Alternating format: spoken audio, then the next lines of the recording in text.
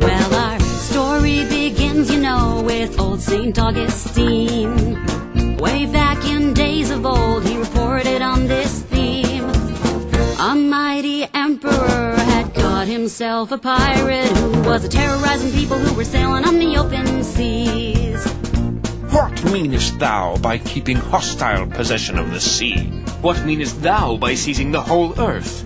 Because I do it with a petty ship, I'm called a robber, whilst thou, who does the same with a great fleet, art styled emperor. And old St. Augustine thought that was a pretty smart answer, 'cause there are pirates and emperors, but they're really the same thing.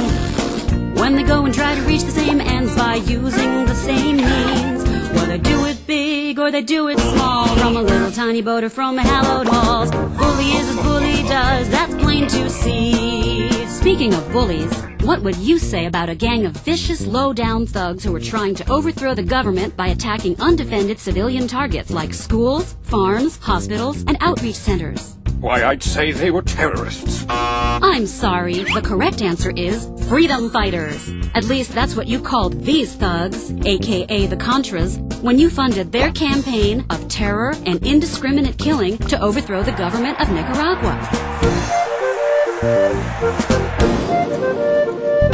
There was trouble in the land of Nicaragua in the 80s, it's true. And Uncle Sam has always said this kind of thing just really won't do. So he paid for a bag full of dirty tricks and turned killers into heroes with a PR blitz. Well, freedom's sure a funny word for what the Contras did do. You know, there are pirates and emperors, but they're really the same thing.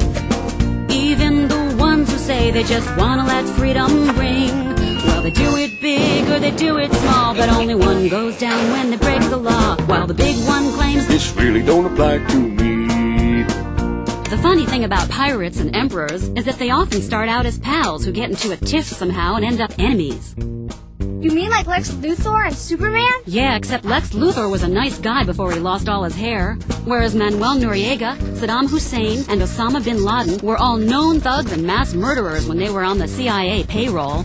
That's why they got the job. Either that, or Uncle Sam is just a really bad judge of character. I don't understand why this keeps happening to me.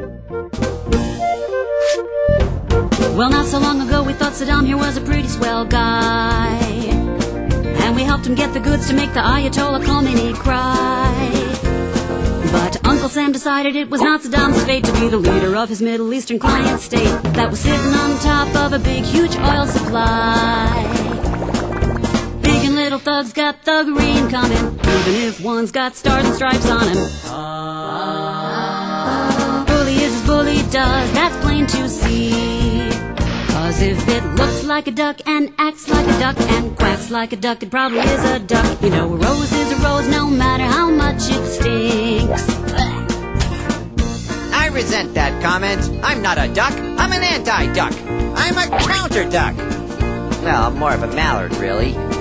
Why, I'm fighting a war on ducks. Any ducks come around here, I'm gonna blast them.